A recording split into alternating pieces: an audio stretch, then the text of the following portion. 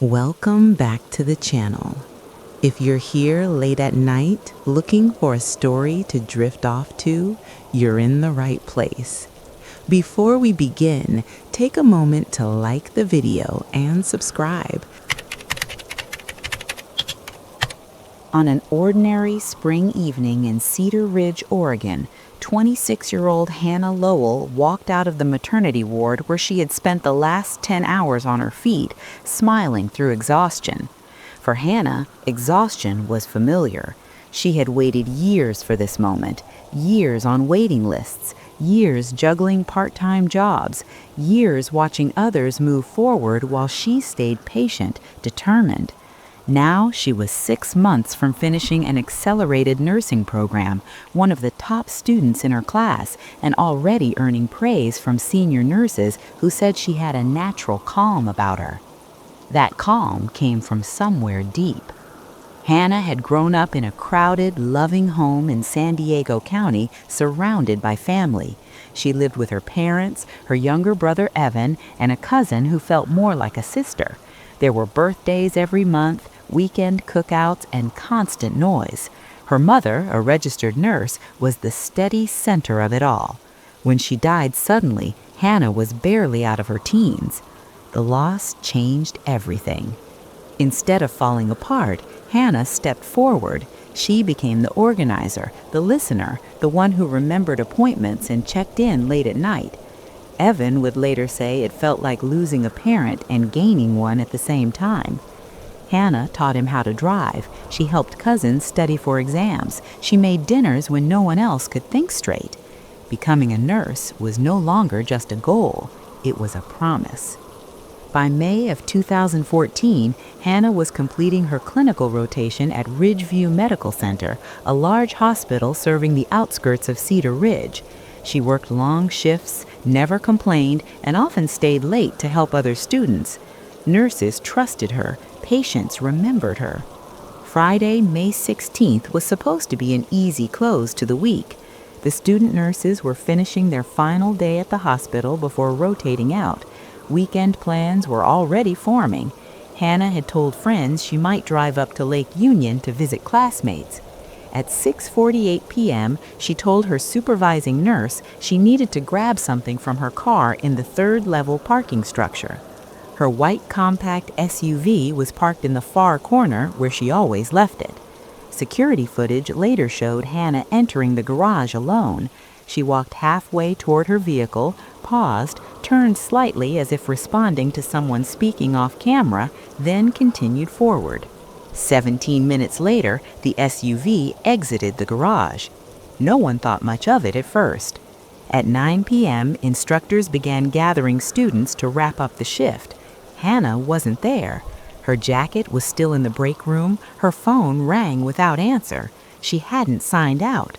One instructor went to the parking structure with security. Hannah's space was empty.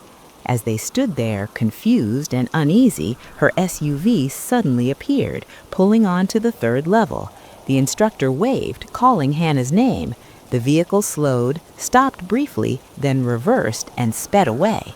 The instructor knew instantly something was wrong. She called 911.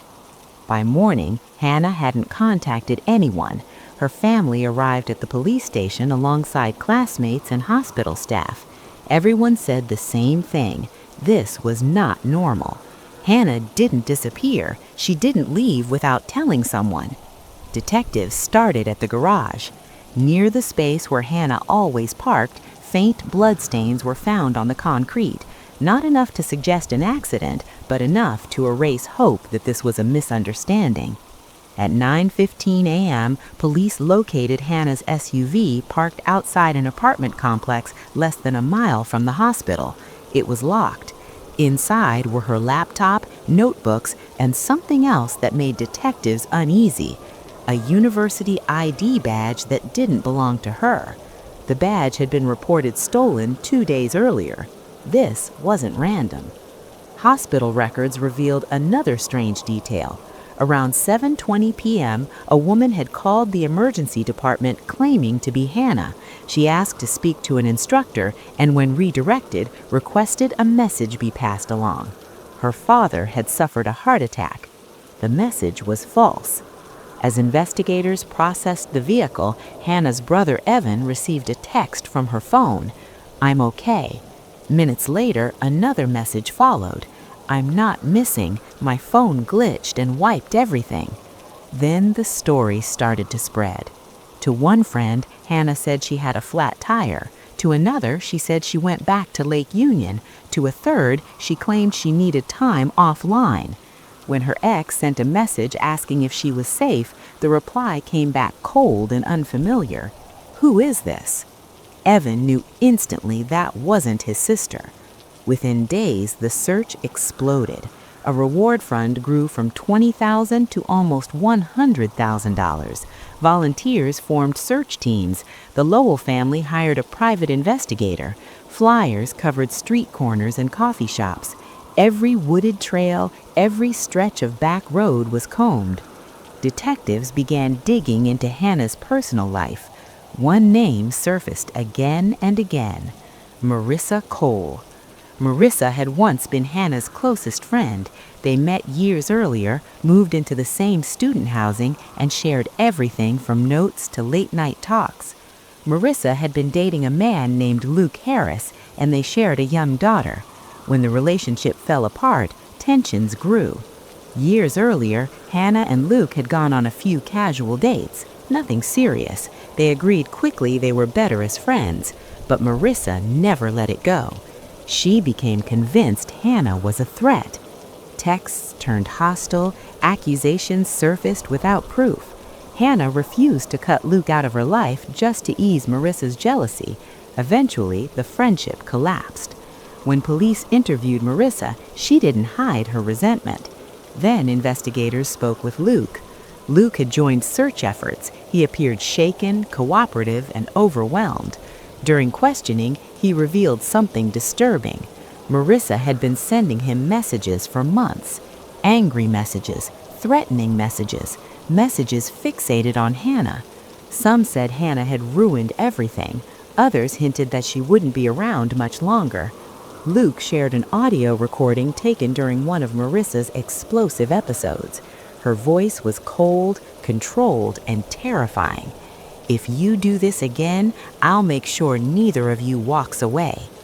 Luke also told police Marissa had been hospitalized before for psychiatric evaluations. She had shown up at his home unannounced, sat silently in rooms, refused to leave. Eventually, Luke was granted full custody of their daughter. 3 days before Hannah vanished, a judge issued a restraining order against Marissa. She was not allowed within 100 feet of Luke or his family. Detectives began to suspect that Hannah hadn't been the target of jealousy alone. She had been studied. As surveillance footage and phone records were analyzed, a chilling pattern began to emerge. Someone had known Hannah's schedule, her routines, her habits. Someone had been preparing, and Hannah, always kind, always willing to help, had walked straight into it. The investigation entered its second, more uncomfortable phase when the initial shock wore off and the details began to clash. What detectives had at first treated as a violent robbery with a surviving witness slowly started to look like something else entirely. The store was sealed off, the body of Olivia Hart was moved for autopsy, and forensic teams worked through the night under harsh lights, photographing every surface and collecting anything that might explain what had happened after closing time. The survivor, Lena Moore, remained hospitalized under police watch. Her injuries were real, but inconsistent. Doctors documented cuts, bruises, and ligature marks on her wrists and ankles, yet none were life-threatening. She told nurses she remembered very little and repeatedly asked whether the attackers had been caught. Detectives allowed her time to stabilize before returning with questions, but even before the next interview, doubts were forming. At the store, crime scene analysts mapped blood patterns and footprints. The violence against Olivia had been intense and prolonged. There were clear signs she had tried to escape, moving from the back office toward the emergency exit before collapsing. Blood was found on the door handle and her key was still lodged in the lock. She had nearly made it out. What puzzled investigators was what they did not find. There were no signs of forced entry from outside, no broken glass, no disturbed alarm system. The front door had been unlocked from the inside. That suggested whoever was there had access or had been let in willingly. Security footage from nearby businesses was pulled. Across the street, a technology store's cameras showed the sidewalk and part of the shopping plaza. Around the estimated time of the attack, two figures in dark clothing walked past the boutique. At first glance, they fit the description Lena had given of two male attackers. Patrol officers tracked them down within hours, only to discover they were restaurant employees finishing their shift. Their route, clothing, and timing matched footage from many other nights. They cooperated fully, provided DNA samples, and were quickly cleared. That left investigators with a shrinking list of possibilities and one person whose story mattered more than anyone else's. When Lena was brought in for a second formal interview, detectives focused on specifics. They asked her to walk through the night again, minute by minute. She repeated the story she had told earlier. She and Olivia closed the store together. Lena realized she had left her transit pass behind. She called Olivia, who had already driven away. Olivia returned to help. As soon as the door opened, two masked men forced their way inside. But when detectives asked practical questions, the answers wavered. Lena could not describe the men's voices clearly. She was unsure which one attacked first. She could not explain how the attackers knew her address, yet insisted they had threatened her with it. When asked about Olivia's car, she said she had never seen it. The interview ended politely, but investigators were no longer convinced they were hearing the truth. Forensic results soon added weight to their doubts. Swabs taken from the scene came back with only two DNA profiles, Olivia's and Lena's. There was no unknown male DNA on the weapons, the cash registers, the bathroom, or the zip ties. In a case that was supposed to involve two violent attackers, the absence was striking. Footwear evidence raised more questions. Every clear footprint found inside the store matched either Lena's shoes or a much larger pair, size 14. That seemed promising until inventory records were checked. The larger shoes came from the store's own stockroom. They had never left the building. If two men had attacked the women, why would they stop in the middle of a violent crime to change into store shoes? And why were there no footprints leading into or out of the store from outside? As investigators wrestled with these contradictions, new information came in from unexpected witnesses. Employees at the technology store across the plaza reported hearing raised voices around 10:30 that night. They described an argument, not a robbery. Two women, one voice pleading, another sharp and angry, someone begging for it to stop. No one heard a man speak. The sounds had lasted several minutes. There was a crash, something heavy being dragged, and then silence. At the time, the employees dismissed it as an internal dispute. Now those memories landed with crushing clarity. Investigators returned to Lena with this information. This time the tone shifted. They told her what the evidence showed and gave her an opportunity to explain the inconsistencies. After a long pause, she changed part of her story. She admitted she did know Olivia's car. She said the attackers had forced her to move it after the assault began, threatening her life if she did not comply. She claimed she drove the car a short distance, noticed a police officer nearby, but was too afraid to ask for help. She then returned to the store, where the men tied her up and left her alive. The revised story only deepened suspicion. Surveillance cameras did not show anyone else in the area during that window. A witness later reported seeing a woman alone in the car, sitting inside for more than an hour. Why would violent robbers risk exposure by having a victim move a vehicle instead of doing it themselves? Why leave her unattended, and why spare her life at all? As investigators dug deeper, they requested Lena's background. What they found painted a troubling picture. Years earlier, during college, Lena had been accused repeatedly of stealing from roommates and teammates, money, clothing, small valuables. The pattern followed her from campus housing to part-time jobs. Eventually, it cost her a scholarship and forced her to leave school.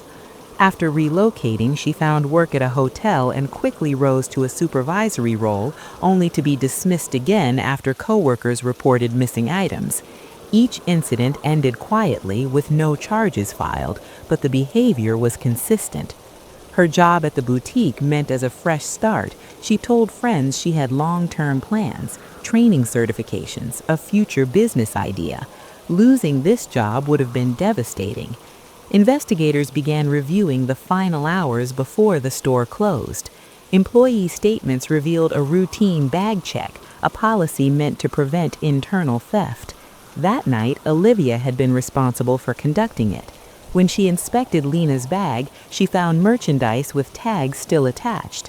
Olivia did not confront her directly. Instead, she followed protocol and reported it to management, intending to handle it the next day. Somehow, Lena found out. Phone records showed a call from Lena to Olivia that later evening. That call became the hinge on which the entire case turned. Detectives now believe the return to the store was not an accident, but a setup. The theory that emerged was grim, but supported by evidence. Lena asked Olivia back under a harmless pretext. Once inside, she confronted her. Words escalated, panic set in, and then violence. The attack was not quick. Olivia fought back. She moved through the store, trying to escape, trying to reason, trying to survive. The wounds told that story without needing graphic detail. The duration alone spoke volumes. Afterward, Lena had time to think, time to act. She moved Olivia's car to buy herself distance from the scene. She returned to the store, put on larger shoes to confuse footprints, and began to stage a robbery. Shelves were overturned, cash drawers were emptied. She used restraints on herself, inflicting injuries that would look convincing but not fatal. Then she waited. When morning came, the story was ready. On the 7th day after the murder, detectives made their decision. Lena Moore was arrested and charged with first-degree murder. The announcement stunned the community. Many had seen her as a victim. Some had raised money for her recovery. The narrative flipped overnight. At trial, prosecutors laid out the forensic evidence piece by piece. The lack of intruders, the DNA, the footprints, the staged injuries, the lies that evolved as facts closed in. They argued the crime was not a momentary loss of control, but a calculated effort to avoid consequences. The defense conceded Lena killed Olivia, but claimed it was an emotional breakdown, a single terrible moment. They argued fear, desperation, and immaturity, hoping to reduce the charge. But the jury focused on the length of the attack, the deliberate staging, and the calm steps taken afterward. They did not see panic. They saw intent. The verdict came quickly, guilty. Lena showed little reaction as the sentence was read, life in prison without parole. For Olivia's family, there was no closure that could undo the loss. She had returned to the store that night to help a coworker. She had done what she always did, the right thing. The case became a lesson taught in training rooms and criminal justice courses, not about strangers in the dark, but about trust, accountability, and how carefully planned lies can unravel under the quiet certainty of forensic truth. The sentencing closed the courtroom chapter of the case, but it did not end the story for the people left behind. In the weeks that followed, the quiet shopping district where the boutique once stood felt altered. The store never reopened. The windows were papered over, then emptied, as if the building itself wanted to forget what had happened inside. For those who knew Olivia Hart, forgetting was impossible. Her parents returned to their home in the Midwest carrying boxes of her belongings, shoes still dusty from city sidewalks, notebooks filled with plans and half-written goals, a passport with pages stamped from places she had already been and others she had dreamed of seeing. Friends described her as someone who believed in second chances, who assumed honesty unless proven otherwise. That instinct had drawn her back to the store that night. It had also placed her alone with the person who would take her life. In the months after the trial, investigators were often asked the same question: How could someone stage something so elaborate and nearly succeed? The answer, they explained, was not brilliance. It was patience, familiarity, and the dangerous advantage of being underestimated. Lena Moore knew the routines. She knew the store layout, the tools, the policies, and the blind spots. She knew how long it would take for anyone to notice something was wrong. Most importantly, she knew how to present herself as harmless. The forensic evidence had been the quiet hero of the case. There was no dramatic confession, no eyewitness who saw everything. What solved it were the things that did not belong.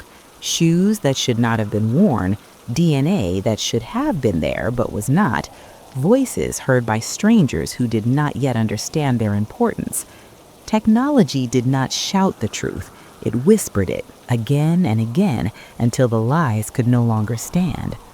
For the jurors, one moment stood out above all others. It was not the crime scene photographs or the expert testimony. It was the timeline. The realization that after the violence ended, there was a long stretch of time where choices were made calmly. The car moved, the store rearranged, the injuries measured. Those decisions told them everything they needed to know.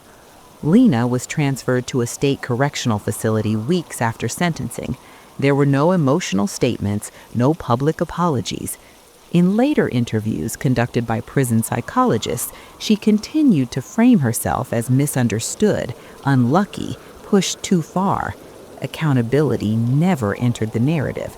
It was a continuation of the same pattern that had followed her for years, blame placed everywhere except where it belonged. The case also forced uncomfortable reflection beyond the courtroom. Employees from nearby businesses were interviewed repeatedly in the aftermath. Some struggled with guilt. They replayed the sounds they had heard that night, wondering what would have happened if someone had called for help. Counselors were brought in, policies changed, training sessions were held about reporting disturbances, even when they seemed internal or uncomfortable. Law enforcement agencies used the case as a teaching tool. It appeared in seminars on staged crime scenes, false survivors, and behavioral red flags. Detectives spoke openly about how easy it is to accept the first narrative when someone appears injured and afraid. The lesson was not to distrust victims, but to let evidence lead, not sympathy. Olivia's family chose a different path forward. They established a small foundation in her name focused on workplace safety and ethical reporting. They partnered with organizations that trained employees on how to report concerns without fear of retaliation. It was their way of honoring who Olivia had been, someone who believed rules mattered because they protected people, not because they punished them. Each year on the anniversary of her death, close friends gather quietly. No speeches, no cameras, just stories. They talk about her laugh, her stubborn streak, the way she always insisted on helping, even when it inconvenienced her. They talk about the trip she had planned, the apartment she wanted, the life that was supposed to unfold next. The story, stripped from headlines and court transcripts, comes down to something painfully simple. A moment of honesty collided with a lifetime of deception. One woman chose to report a small wrong, believing it would be handled fairly. Another saw exposure not as a consequence, but as an existential threat. The night Olivia returned to the store was not meant to be extraordinary. It was meant to be quick, a favor, a kindness. That ordinariness is what makes the case linger. There were no dark alleys, no strangers lurking, just fluorescent lights, familiar walls, and trust in the wrong place. Years later, people still search the case online, drawn in by the mystery they expect and unsettled by the truth they find. The most frightening crimes are not always committed by shadows. Sometimes they are committed by someone standing beside you, waiting for the moment when accountability feels unbearable. For investigators, the case reinforced a belief they carry into every interview room. The truth rarely announces itself. It accumulates. It hides in inconsistencies, in details that do not quite align, in evidence that refuses to support the story being told. When followed patiently, it leads exactly where it must. For the public, the case remains a reminder that safety is not just about locks and cameras. It is about speaking up, about listening carefully, about trusting your instincts when something feels wrong, even if it feels awkward to say so.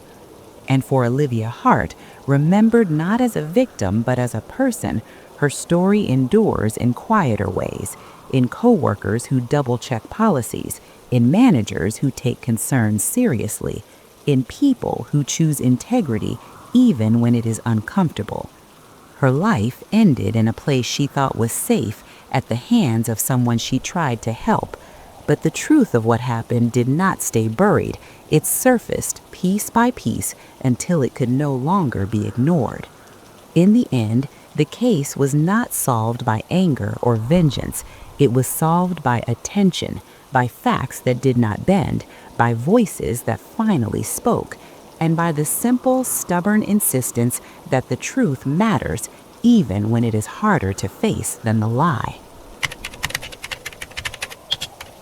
On a damp autumn morning in Riverside Heights, a quiet commuter town threaded by highways and river crossings, a detective named Evan Cross unlocked a door that hadn't been opened in nearly 12 years. Inside the records room, dust lay thick on cardboard boxes labeled with dates and names most people had forgotten. One of them read, Case 4179, Lena Morrow. Cold case. Lena Morrow was 23 when she vanished. She worked evenings at a bookstore near the train station and rented a small apartment above a bakery. On the night she disappeared, she closed the shop at 9:12 p.m., waved to the cafe owner across the street, and stepped into the rain. That was the last confirmed sighting of her. Back then, police canvassed the area, interviewed coworkers, questioned her ex, and searched the riverbanks. There were no signs of struggle, no ransom note, no phone activity after 9:14 p.m. Her car sat untouched in its usual spot. Within months, the investigation slowed. Within a year, it stopped. People assumed Lena had left, or fallen into the river, or met someone online and started over. None of it felt right to her family, but feelings don't keep cases alive. Time does the opposite. Now, more than a decade later, Evan Cross stood over the box because of a clerical accident. A citywide digitization project had flagged dozens of unsolved cases linked to transportation corridors. The system was designed to cross-reference old timelines with newly available footage sources. At the top of the list was Lena Morrow. In 2011, Riverside Heights had fewer than a dozen public cameras. Most were grainy and unreliable. Dash cams were rare. Private security footage was routinely overwritten within days. But in 2023, everything had changed. Highways were lined with license plate readers. Parking garages stored data for years. Delivery vehicles, ride shares, and commuter buses captured every intersection from multiple angles. The city had also launched a voluntary archive, allowing residents to upload old digital footage from forgotten devices. One of those uploads came from a man cleaning out his garage. He found a dusty hard drive labeled CarCam 2011 and almost threw it away. Instead, he plugged it in. The footage belonged to a dash cam he'd installed briefly after a break-in scare. He'd stopped using it months later when it malfunctioned. The camera had recorded over most files, but one folder remained untouched.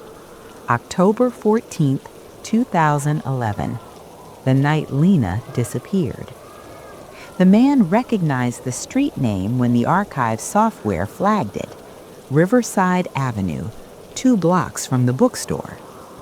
Evan watched the clip for the first time at 7:48 a.m.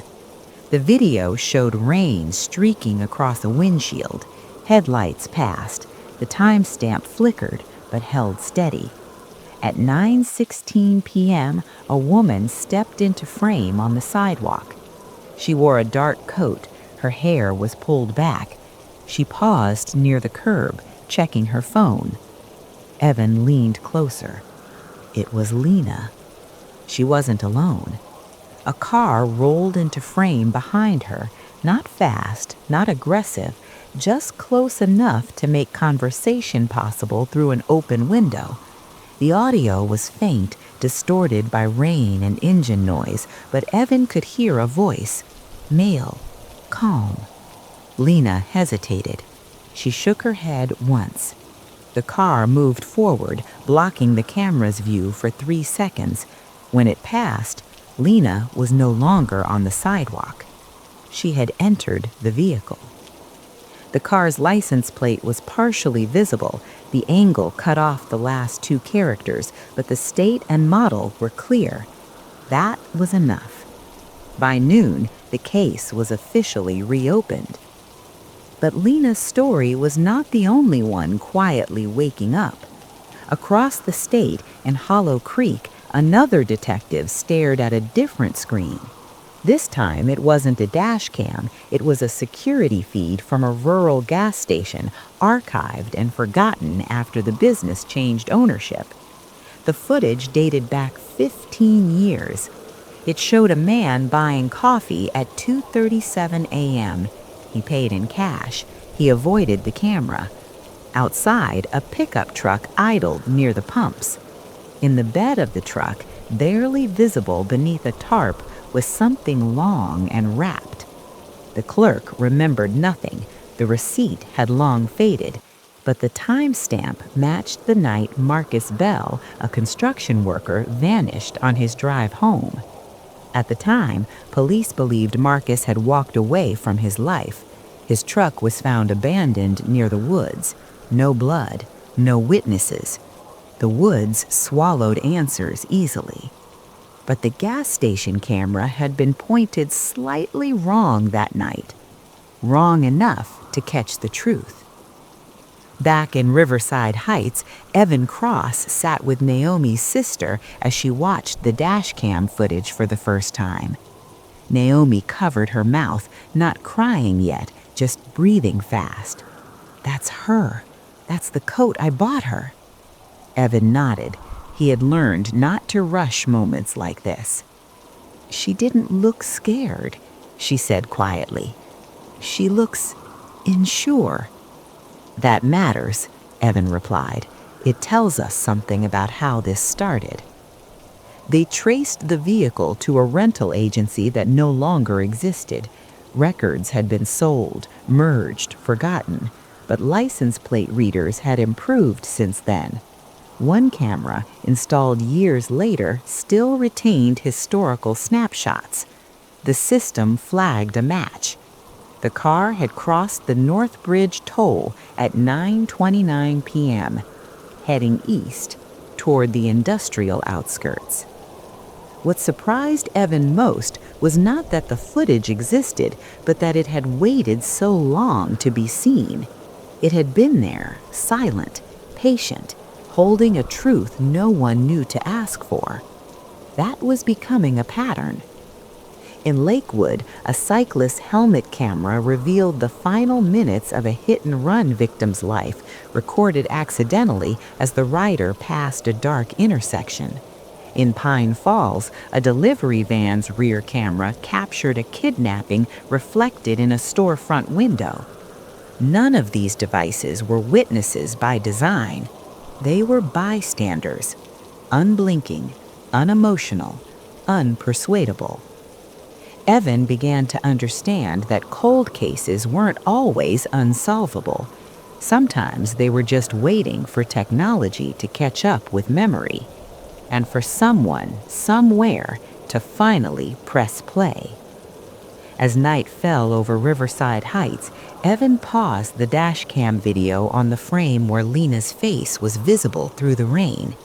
She was alive in that moment, making a choice, believing something she shouldn't have had to question. Outside, traffic hummed, cameras recorded, dash cams blinked red. The silent witnesses were everywhere now, and they were done waiting. By the second week after the case was reopened, Riverside Heights no longer felt like a quiet commuter town. Detectives moved in pairs. Unmarked cars lingered near intersections. Requests for archived footage went out to businesses that had changed owners twice since Lena Morrow disappeared. Evan Cross knew better than to rush. Old cases collapse when pushed too hard. Evidence has to be handled gently, like brittle paper. The first break came from the toll crossing. At 9:29 p.m. on the night Lena vanished, a silver four-door sedan passed through Northbridge Toll heading east. The plate wasn't fully visible in the dash cam footage, but the toll camera caught the rear clearly. The image was low resolution, but enough to extract a partial number and confirm the state. The vehicle was registered to a man named Thomas Keene. Keene had been 38 in 2011. He worked as a regional sales rep for a medical supply company, a job that put him on the road constantly. He owned multiple vehicles over the years. The silver sedan had been sold 3 months after Lena disappeared. At the time, Keene had never appeared on police radar. He lived alone, no criminal record, no obvious connection to Lena. But dash cam footage doesn't lie about proximity. When Evans' team pulled Keene's phone records from 2011, another quiet detail surfaced. His phone had pinged a tower less than a mile from the bookstore at 9:10 p.m., then again near Northbridge Toll 19 minutes later. The timing fit too well to ignore. Evan visited Keene's former employer. The company had gone through 2 mergers, but payroll records still existed. On October 14, 2011, Keene had filed mileage reimbursement for a client visit in Riverside Heights. No client could be identified. Meanwhile, Naomi Morrow sat in interview rooms answering questions she had already answered years ago. This time, the tone was different. Detectives weren't asking what Lena might have done to disappear. They were asking who might have noticed her. Naomi remembered something she hadn't thought about in years. "There was a guy," she said slowly. "She mentioned him once, said he kept coming into the bookstore, always bought the same medical journals, always tried to talk longer than necessary." Evan leaned forward. "Did she say his name?" "No. She said he knew a lot about her schedule, that he'd asked when she closed." At the time, Naomi hadn't thought much of it. Bookstores attract talkers, regulars, lonely people. But loneliness looks different in hindsight. When detectives showed Naomi a photo lineup that included Thomas Keene, she froze. "That's him," she said. "I'm sure." Keene was located in Clearwater, 3 states away. He was now married with a teenage stepdaughter. He sold real estate and coached a youth soccer team. When Evan called to request an interview, Keene sounded surprised but cooperative. "I've got nothing to hide. I barely remember that town." The interview took place in Clearwater's police department. Keene arrived early, dressed neatly, polite to everyone he passed. He answered questions smoothly. He said he traveled constantly in 2011, that he visited bookstores often, that he didn't remember Lena Morrow. When Evan showed the dash cam still, Keene frowned. "That could be anyone. It's raining. You can't see faces." Evan nodded. "You're right, but the car matches yours. The plate matches. And your phone was in the area." Keene's jaw tightened slightly. Not panic, annoyance. "I talk to people. I give rides sometimes, especially if it's raining. That doesn't make me a criminal." "What happened after?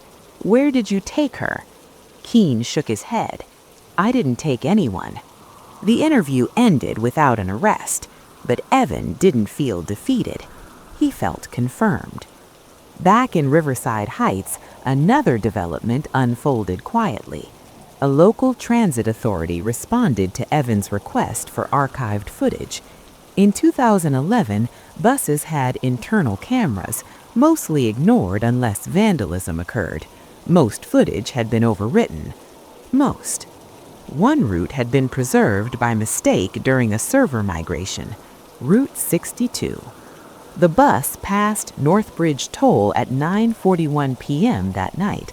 The interior footage showed passengers half asleep, rain streaking the windows. In the reflection of the glass near the back, something appeared briefly. A silver sedan. The bus slowed at a light.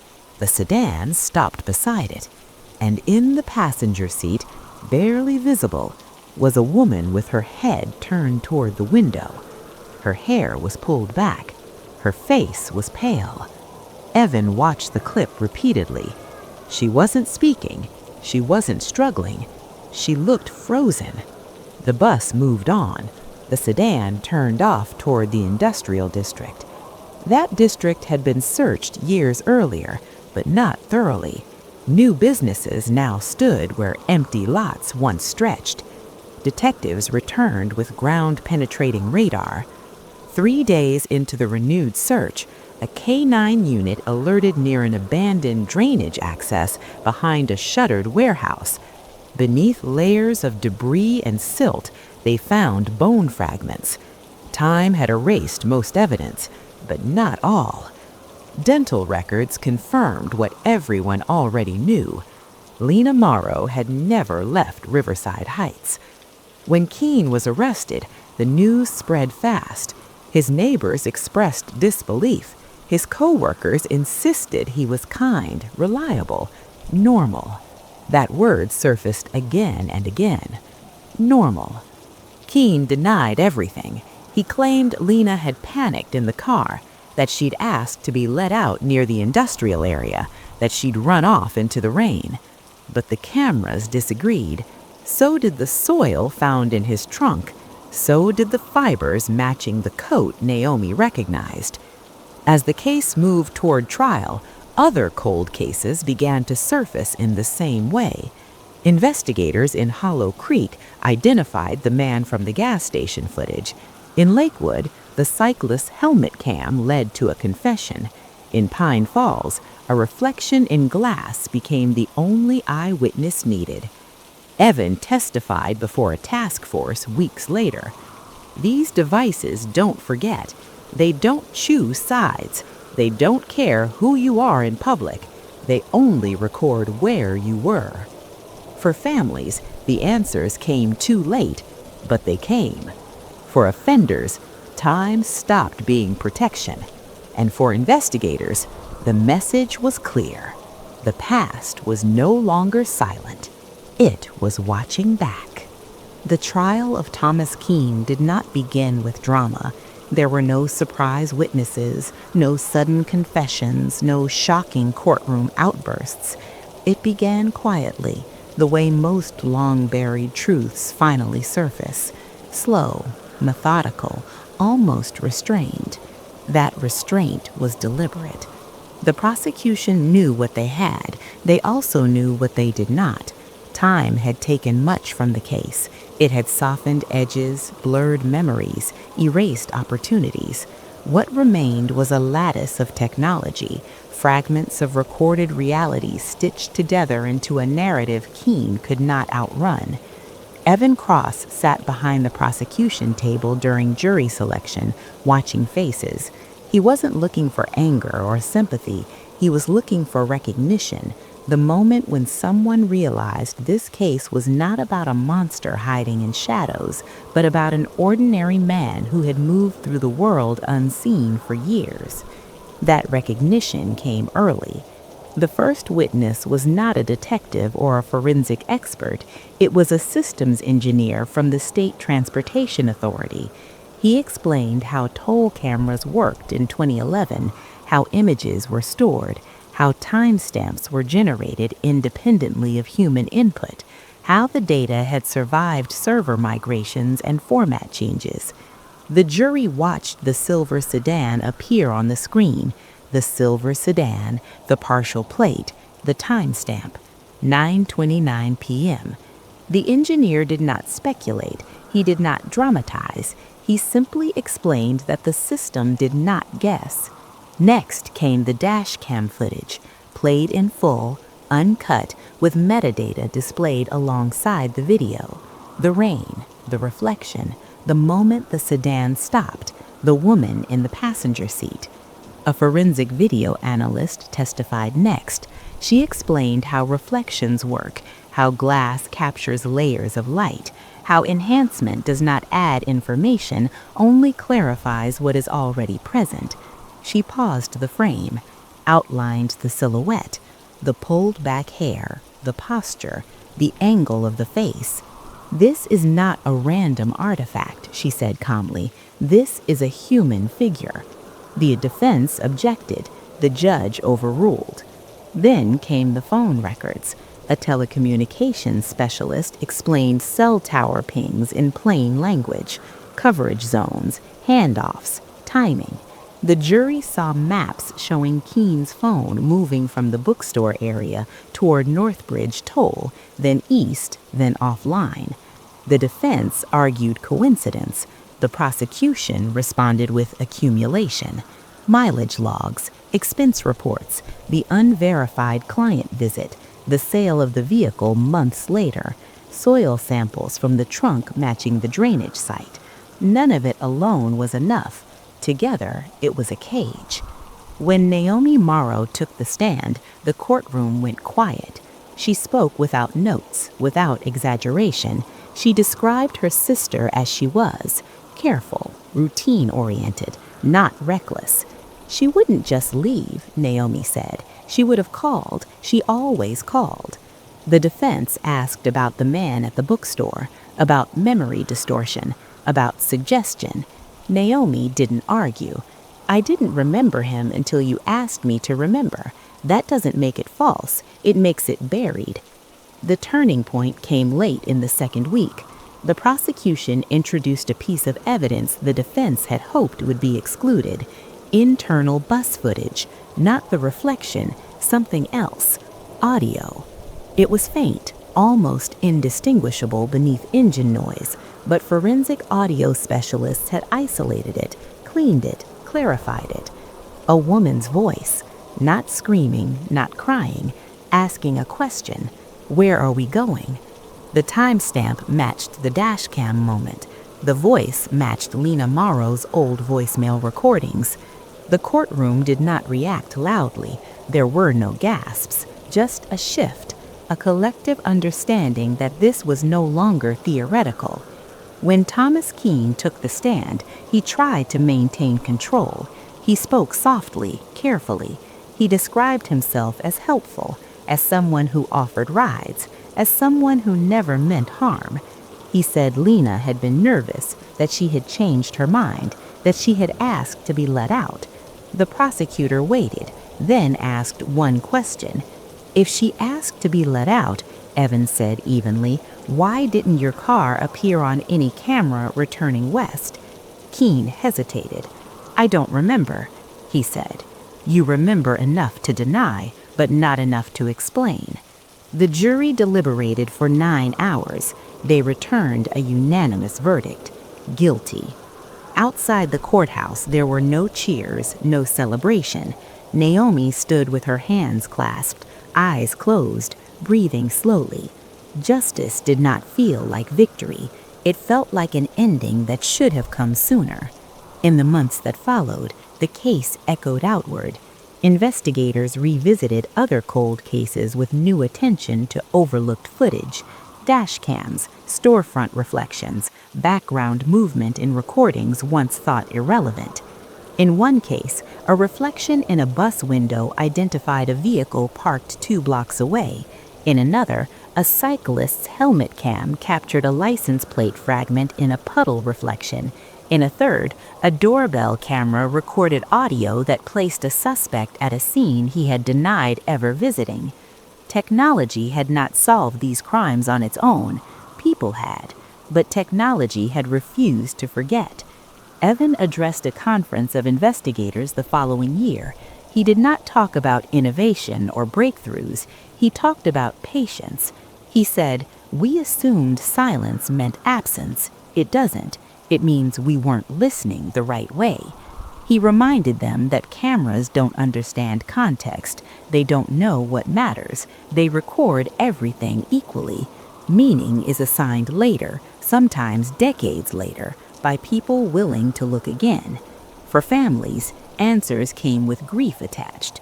Closure did not erase loss, but it replaced doubt with certainty. For offenders, the lesson was harsher. Time no longer guaranteed anonymity. Every passing year added cameras, added storage, added resolution. The world became more observant without intending to.